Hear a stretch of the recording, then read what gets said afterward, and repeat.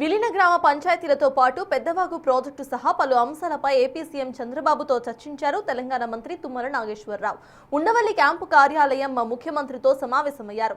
Railway lines, national హైవేలపై చర్చించారు. Eluru to Kothagudem, Jaggayyapeta national highway పనులపై చొరవ చూపాలని చంద్రబాబును కోరారు తెలంగాణ మంత్రి. తిరుమలలో తెలంగాణ భవన్ కు 5 ఎకరాల స్థలం ఇవ్వాలని చంద్రబాబుకు విజ్ఞప్తి చేశారు మంత్రి తుమ్మల నాగేశ్వరరావు.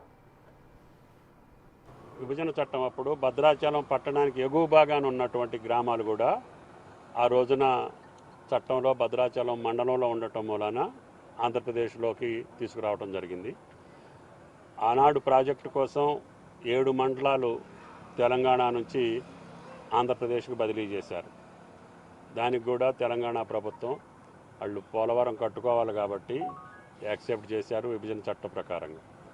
కేవలం భద్రాచలం పట్టణం నుంచి మళ్ళీ తెలంగాణ రాష్ట్రానికి పోవాలంటే 5 గ్రామాల గుండా వెళ్లాల్సి వస్తుంది. 5 గ్రామాలు కూడా తెలంగాణలో కలపాలని చెప్పి రిక్వెస్ట్ చేశాం. ముఖ్యమంత్రి అయిన మొదట్లో కూడా చెప్పాము, డిస్కషన్స్లో వాటిని కూడా ఆలోచిస్తామని చెప్పారు. అదేవిధంగా తిరుమల తిరుపతిలో తెలంగాణ భవన నిర్మాణం కోసం స్థలం అడిగాం.